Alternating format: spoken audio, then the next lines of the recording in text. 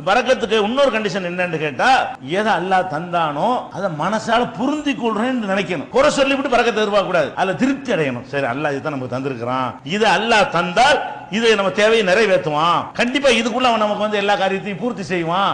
அப்படி பொருந்தி கொள்றவர்களுக்கு தான் பரக்கத்து கிடைக்குமே தவிர, பொருந்தி கொள்ளாம மத்த ரெண்டுக்கு ஹலாலாவே கஷ்டப்பட்டு சம்பாதிக்கிறான், வெறி கொண்டுலாம் அலையில வந்த பிறகு என்ன சொல்றான், என்ன இவ்வளவுதானா அப்படின்றான். வழி கையில கிடைச்ச பொண்ணு 100 ரூபா தானா, 50 ரூபா தானா, 1000 ரூபா தானா அப்படின்னு நினைச்சான்னு வைங்க, அதுல அல்லாஹ் பரக்கத் செய்ய மாட்டான். அப்ப அந்த ரூபா தான் எல்லாம் நினைக்கிறேன். அப்ப என்னோட எக்ஸ்ட்ரா பவர் உனக்கு எதுக்கு நான் தரணும், என்னோட எக்ஸ்ட்ராவான மறைமுகமான பேரருள அதுக்குள்ள நான் எதுக்கு வைக்கணும், அல்லாஹ் தரமாட்டானா. இது ரசூல் ஸல்லல்லாஹு அலைஹி வஸல்லம் சொல்றாங்க, அல்லாஹ் தன் அடியானை சோதித்து பார்க்கிறான், எதை கொடுக்கிறானோ அதில் சோதித்து பார்க்கிறான். அல்லாஹ் ஒரு அடியானுக்கு எதை கொடுத்தாலும் என்ன செய்யறான், அதுக்கு ஒரு பரீட்சை தான், சோதித்து பார்க்கிறான். அல்லாஹ் பங்கிட்டு கொடுத்ததை எவன் பொருந்தி கொள்கிறானோ, உங்களுக்கு 100 அவருக்கு 50 பொருந்தி கொள்ளணும், இவருக்கு 1000 உனக்கு 50 பொருந்தி கொள்ளணும், அவருக்கு 1 லட்சம் உனக்கு 5000 பொருந்தி கொள்ளணும், 1 லட்சம் உள்ளவன் அதை பொருந்தி கொள்ளணும், 5000 தந்தவன் என்ன செய்யணும், அதை பொருந்தி கொள்ளணும். அல்லாஹ் அதிகமா கொடுத்தவர்களுக்கும் பரக்கத்து உண்டு.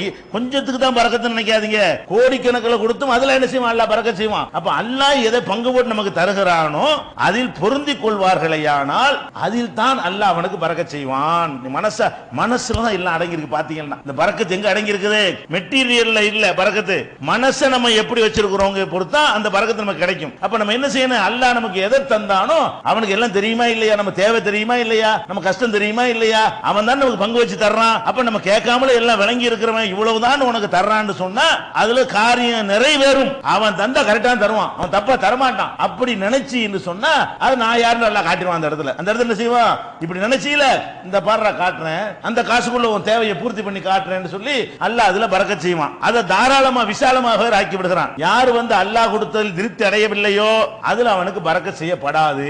அந்த காசுல என்ன கிடைக்குமோ அதுதான் கிடைக்கும், என்ன கிடைக்கும் அதோட கம்மியா தான் கிடைக்கும். அது கிடைச்சா கூட பரவாயில்லை, 10,000 ரூபாயில என்ன நடக்கும் அது நடக்காது. 10,000 ரூபாய் வெறும் 1000 ரூபாய் விலையத்தான் செய்யும்.